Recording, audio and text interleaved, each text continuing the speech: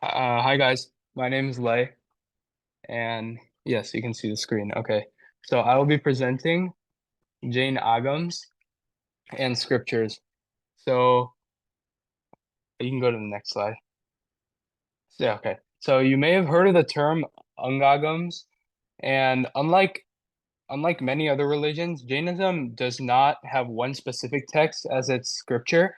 In fact, we have a number of scriptures, and each Jain sect believes in like a certain number of agams, and they each follow a different purpose.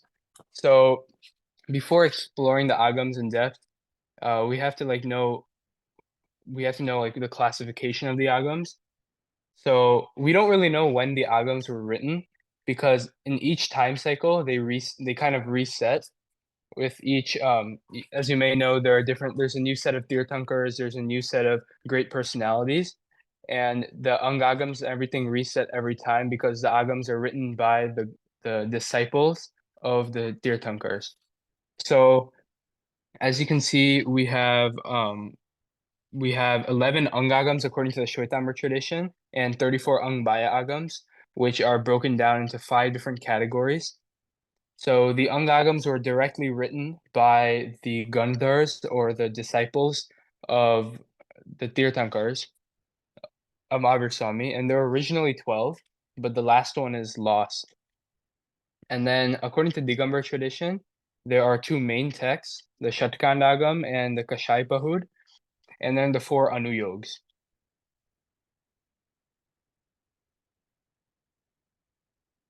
All right, so that was a lot of information, but now we can talk about the major conferences in which um, in which these agams are like compiled and discussed.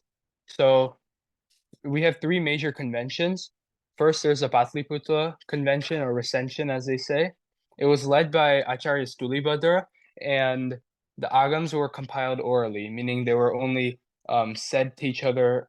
Nothing was written down in that recession, and that vanchan was or recession was in 367 BC.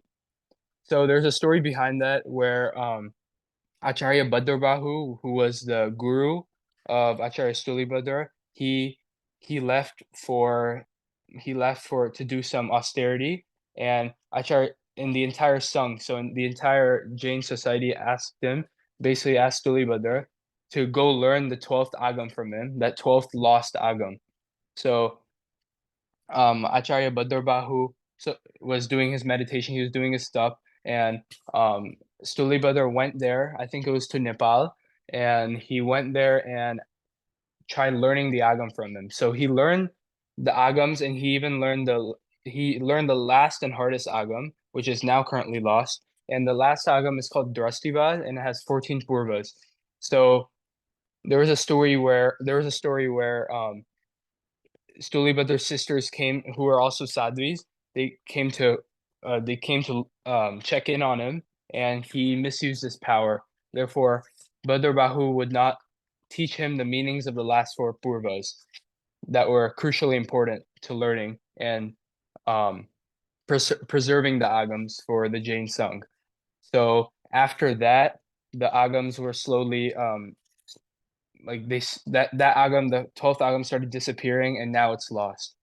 And the second and third recession, the agams were written down on tadpatris as I've written here. But tadpatris are basically like leaves, and the agams were documented and they were arranged.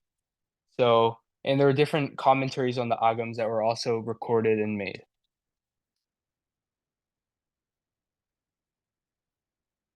Okay, so there are some well-known agams. Like I said before, there's like 34 Angbaya agams and 11 Angagams. So of course we can't go through all of them, but there are some pretty well-known ones. Like you may have heard of these, such as the Acharang Sutra. So the Acharang Sutra is part of the main 12 Angagams, or 11 now, 11 Angagams, and it describes the conduct and behavior of ascetic life. So that's where many quotations and many Jain sayings come from. There's the Bhagavati Sutra that's also an Angagam, and This is, I think, more well known. It includes 36,000 questions by Gautam Swami, who was Mahavir Swami's chief disciple, and they're answered by Mahavir Swami. So I've actually found a couple of English versions of the Bhagavati Sutta online.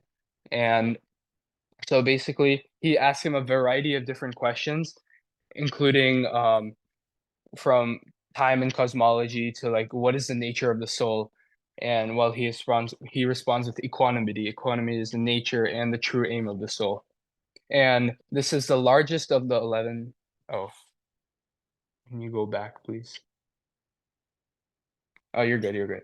So this is the largest of the 11 Angagams, the ones that are currently here. And then we have Drashtivad. So this is the lost one, like I said before. This was the former Angagam that is now lost, and it was the largest. It contained 14 purvas, and it also had descriptions of special powers such as walking on water and flying on air.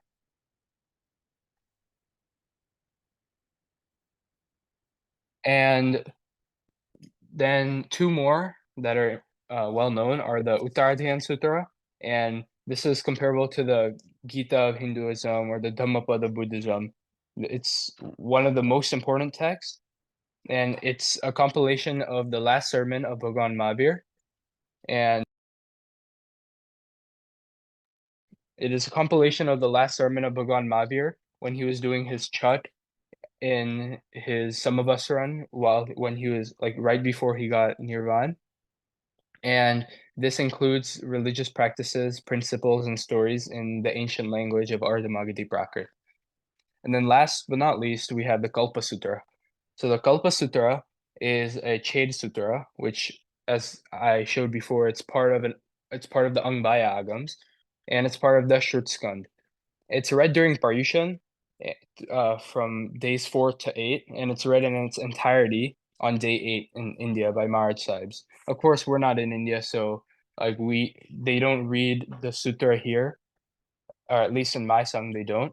But it's composed by Acharya Bhadrabahu, and it includes the rules of monastic life, of ascetics, biography of different Tirthankars, and stories from their lives. And it's not a part. I included an asterisk because it's not an agam, but it's a part of a major agam, and it's really well known. And that's about it. So if you have any questions, you can ask me, but Michhami Dukkadam, and thank you for listening.